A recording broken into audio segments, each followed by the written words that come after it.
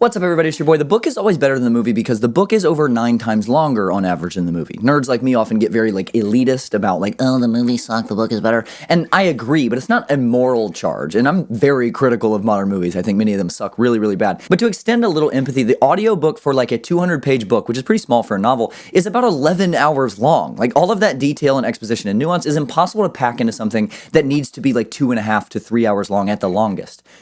I don't have a point here, it's just an observation. AKA Reed from Famous Nerd.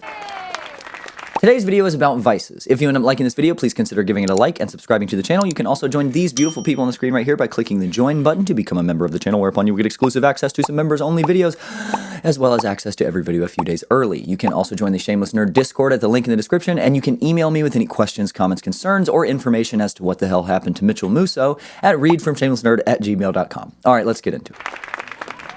There exists in my brain the perfect chemical cocktail spritz with just enough childhood trauma and subtle neurodivergence and a little genetic misfortune to make my relationships with various unhealthy substances and unhealthy habits very, complicated. I have a naturally very addictive personality. I have that fun flavor of hyperfixation in which I'm just laser focused on the same thing forever. I'm surrounded in this room by Pokemon plushies. I've read Lord of the Rings 1,000 times, right? And I have, as mentioned plenty of times on this channel already, really struggled with pretty severe anxiety in several different manifestations throughout my adolescence and into my adult life.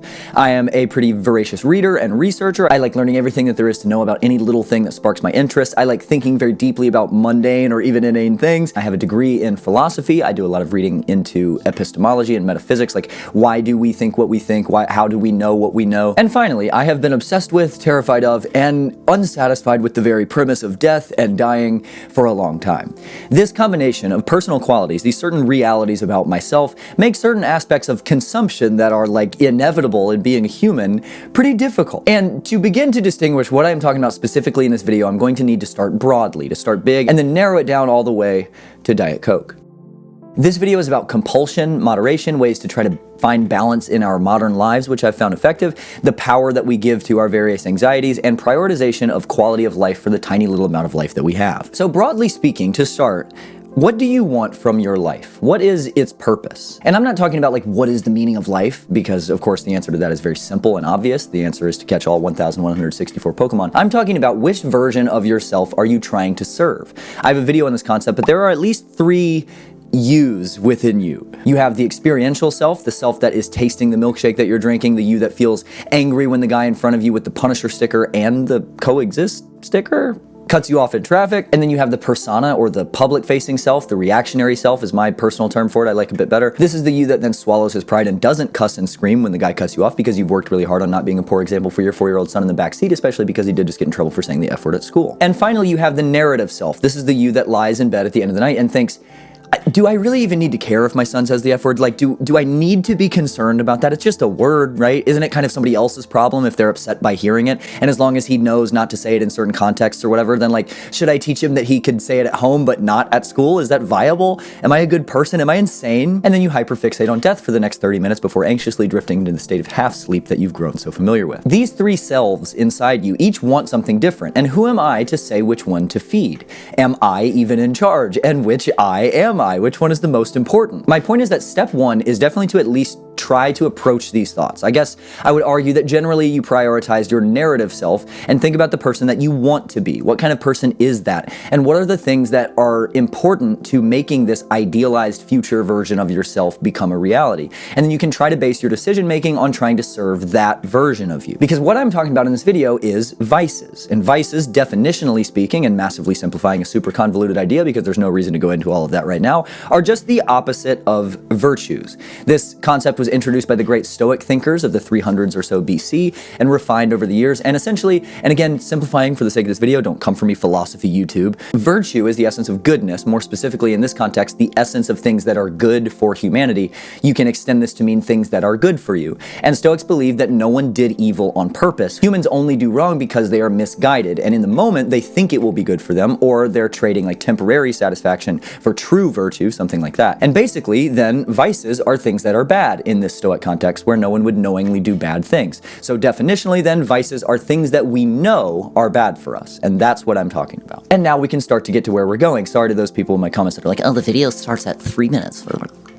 Based on what I said about 40 seconds ago, if we are prioritizing our narrative, idealized, future actualized version of ourselves, it would stand to reason that we should pursue virtue and avoid any vices, obviously, because we know that vices are bad for us. And we're pursuing a version of ourselves that is awesome and good, and unless you're some weird cartoon supervillain stroking a waxed mustache, the best version of ourselves is probably good. And this, specifically, was my problem for years. I obsessed over this concept. I was suffering for so long, I was so deep in my depression and anxiety, which I'll get to in a second, and my trauma, and I wanted to get better. I wanted to become this idealized narrative self-based self that we're talking about, and so I obsessed over my vices. I used to do things that I'm not going to mention here. I was very lazy and lethargic and full of self-pity. I smoked cigarettes. I ate nothing but fast food because, God, I love French fries. Like I love French fries. It's not like, oh, fries are good. I love French fries. Anyway, I gained a bunch of weight. At my peak, I think I weighed 215, which on my frame is very, very big. And I was constantly on my phone. I was doom scrolling garbage social media and watching trash TV, playing mindless multiplayer rage bait video games. I drank a lot. I skipped classes in college, and then I was late for work when I barely graduated and started working. I had a ton of very obviously, very apparent, very easy to spot vices. And so I started obsessing over eliminating them. I stopped smoking, started vaping. Congratulations, Reed, you've traded the color blue for the color light blue. I started obsessing over getting back in shape. I started counting calories. I stopped eating McDonald's. I exercised. I stopped sitting on the couch all day doing nothing. I stopped watching low-tier trash on TV. I started reading books instead of playing Fortnite. I stopped drinking Diet Coke. And it solved everything. Thanks for watching. See y'all next time. Now, the truth is, I got worse. My anxiety got worse. I began to obsess over my weight. I started obsessing over my heart rate. I would get panicky every time I hit my vape, but I was too anxious about withdrawals to quit nicotine. I developed an eating disorder. I would make myself throw up. I ruined my then relationship. I alienated my friends. My grades got worse because all that I had done was trade my vices for better sounding vices. I wasn't pursuing stoic virtue. I was still a slave to my vices. They were just different ones. Compulsive weight watching, pulse checking, vaping, binging and purging, self-isolation, these aren't good things, right? I didn't address any of the feelings I was having, any of the self-hate and insecurity, any of the relationships that I had to these things that I was so afraid of. I went from one extreme to the other. And within a short time, I began to look healthier and feel worse. And every time someone would say, damn, Reed, you look good, man, you're looking healthy, I would look at them through these exhausted, deeply miserable eyes and hate myself more. And after a full-scale mental breakdown and revival, the story of which I'll say for another time, I proved to myself a central principle that I've since held sacred and will hold sacred for the rest of my life, which is that extremity is the enemy. Nothing good exists on either end of the spectrum. I don't know what this principle is. I don't know what to call it. I just know it to be true. Water is good for you, right? Well, guess what? If you drank 10 gallons of water right now, you would die. Sugar is bad for you. Well, if you consumed no sugar and your body stopped converting carbs into sugar, you would die.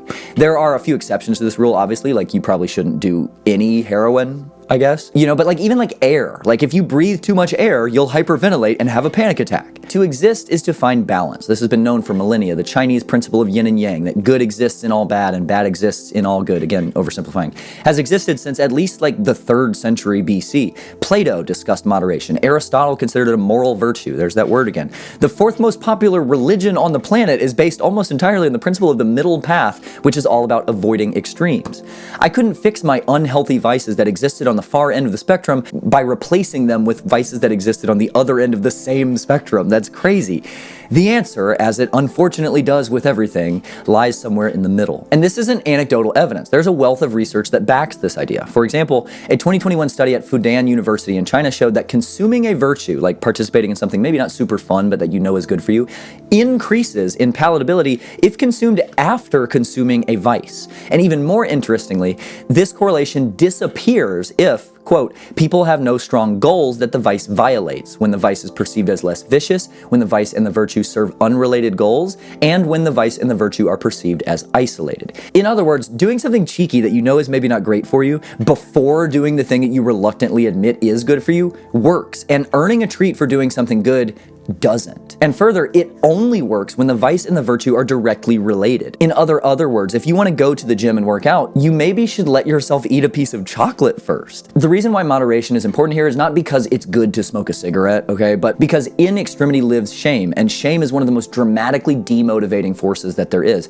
There is a wealth of research on this, but I'll link to one study from Georgetown University. Telling yourself that you shouldn't do something ever without exception because it's bad for you, that makes you feel bad, even if you don't do it, because because you know that you want to, and wanting to makes you feel shame, and that shame makes it even harder to A, not do it, and B, to do the thing that's good for you. Further, allowing yourself a vice or two or three, depending on what they are, makes it easier to give up the other ones. And in doing so, you're still progressing toward that narrative self-based version of you. If I smoke, drink, eat at Burger King every day, and all night, every night, I play one of those terrible like gambling phone games that so many YouTubers peddle to their adolescent audiences. Thank you, guys. Can we not do that, please? And then all of a sudden, I stop smoking and I start playing like Stardew Valley every night instead. That's a major success. That's a step in the right direction. And then inertia begins, and then like objects in motion tend to stay in motion, all that stuff. And this is one of those things that for some people isn't going to work for some things, and I'm sure I'll get a few angry comments about how cutting back didn't work for them, that they had to quit cold turkey. I know that they're recovering addicts for which this advice wouldn't work, certainly, because like people know beyond a shadow of a doubt that they can't have just one beer or whatever, and that's absolutely valid. I'm that way with tobacco. Like, I like the idea of smoking a cigar on a special occasion, but I just know that if I do, I'll be buying Newports with nickels and dimes at 3 a.m. within 3 weeks, so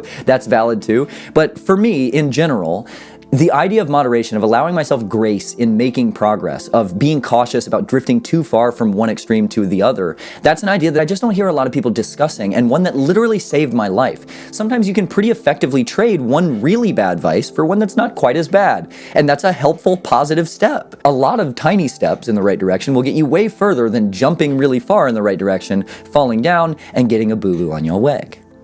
There's also a lot of really fun, like, anecdotal evidence for this idea of moderation, of letting yourself have a vice, like the extremely cute and famous story of Elizabeth Sullivan, who lived to be 106, attributing her longevity, saying that the very secret to living so long was that she drank one ice-cold can of Dr. Pepper every day. Or the great Lorna Goby, a British lady who lived to be 100 and gave all the credit to smoking. Quote, "I like my smokes." No, actually, I want to do it in a British accent. "I like my smokes, a drop of whiskey and Guinness, and I love to play Skittles. Perhaps it's part of the reason I've lived so long." I don't know if that's what she sounded like. I just wanted to do the accent really bad. And of course, this isn't true, so to speak, but I do think that there is some level of value in the idea that letting yourself enjoy things in moderation is good. Stress is very bad for you. This is becoming increasingly apparent the more that it gets studied. Another fun rabbit hole to go down. And as of now, it's really hard to say what would actually be worse for you. Partaking in your vices in moderation and letting yourself live without shame and guilt and stress for it, or like running 6 miles every day but hiring a little guy to follow you around and slap you in the mouth every time that you touch a piece of candy. Although that does sound pretty funny. For me, after like my breakdown, I actually started with a clean slate, and I reintroduced my vices in isolation, performing an experiment on myself. For a while, I went like full shame mode, and I mean, I lost the weight, I got in shape, I eventually quit vaping too. I read every self-help book, I ate healthy, I told myself bad dog every time I looked longingly at the Arby's sign, right? But I was miserable. So I took that extremity that I was living in, and like a giant disgusting petri dish, I exposed myself to variables and observed how they affected me. I stayed strict about my exercise, but I took 2 days off a week to work on music or play video games or watch Peaky Blinders. I anxiously, terrified like a weirdo that it was going to kill me, that I would have the same hangover anxiety that gave me a panic attack that hospitalized me, drank a glass of red wine. And then 2 weeks later, I drank 2 glasses of red wine. And then I overdid it one night and woke up with a headache in the middle of the night like I was afraid of. But I had the tools and the mental strength to deal with it. Like a normal person, I got up and peed, and I drank the infamous bedside table 2 a.m. glass of water and went back to bed. Because I'd gotten over the shame that consumed me. I've learned to let myself enjoy things. The narrative self-serving person that I want to be in the future isn't just old. He's not a guy that lived to die really old by abstaining from every single unhealthy substance and behavior during his dull, sad, lonely life. He's a guy who experienced life, who traveled and participated and loved and tried new things and felt feelings. A guy who didn't waste every Sunday avoiding watching football with his friends to instead go on a run and then journal about it all night. He's a guy that might know the name and type of every Pokemon, but he didn't spend every waking second studying for some Pokemon knowledge test that would never come. If there is one, please let me know. I'd like to take it. He didn't even play Scarlet and Violet, and you know what? He doesn't even want to. He's a guy that was productive and dedicated to his career, but he didn't miss his son's baseball games, right? He was a guy that maybe didn't smoke cigarettes, but he did drink Diet Coke. Thanks for watching. See y'all next time.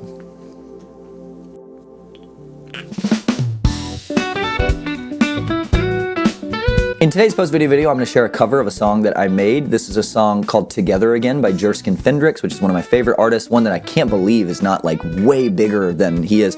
He does like movie scores, and he's like a composer, classically trained musician. He did the soundtrack for Poor Things, which like won him Oscars, I think. But as a musician, I think he is like this weird, interesting artist, and this song Together Again has become one of my favorite songs of all time, and it's really strange, and so I did a really strange cover of it, and I'm going to share that with you guys now. So, yeah. Here we go. Brothers, I am arriving at the bottom of the well. You can wake the village, ring the giant bell. Fire in the evening, an orange juice at dawn. This house is a hospital where everyone was born. Here is a newfound baby to load onto the bow. He's sweet like a raisin, he is soft like an oak. You see a snake, I see a frog. Fuck with my boys by the chemical bog. I grab my coat, you grab the dog. Drinking our beer, sitting on the lawn. I see a frog, you see a snake. Fuck with my boys by the chemical lake. Gotta run home for a beer and cake. Everyone's gonna come back someday. Daddy's in the garden, Sally's sleeping in the shade. Daddy's in the kitchen and I'm worried about his brain. I will see it fall apart. There's a bee in my coffee and a sigh in my heart. This field is a cradle, this field is a marriage bed. No flowers are welcome in the garden.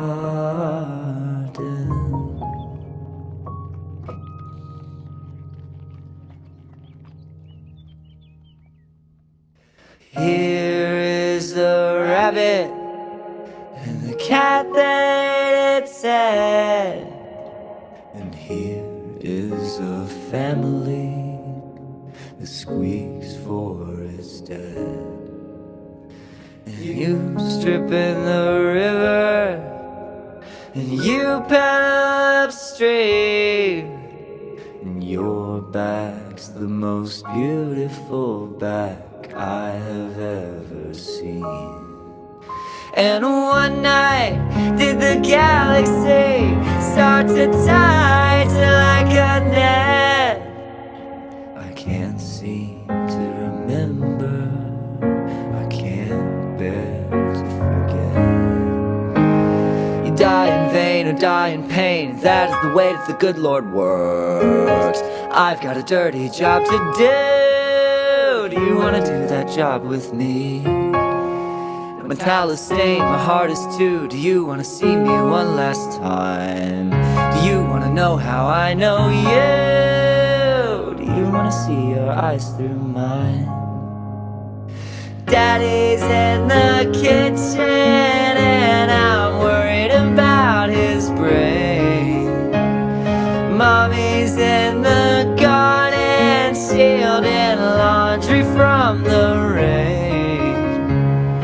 Your skin drinks until the end. You're a terrible liar and a horrible friend.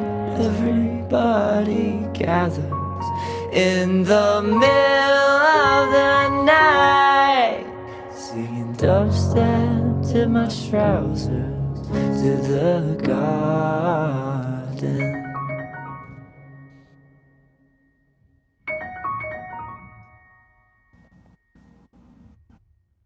Come down to the kitchen, there's toast and marmalade, and two horses are kissing in the field across the lake. And I'm afraid of lying about something I cannot know, but I'll poke my head up like a rabbit in the snow. I am a cigarette, I am long and white. You are a tractor plowing through the night. And as I sit in this field, considering my friend, think about how your life is like a biscuit tin. Everybody lives, everybody dies eventually. Death song, 1, 2, 3. Nobody's a sorrier boy than me. Everybody dies eventually. Your bones were loaned from the earth and the sea. Death song, 1, 2, 3.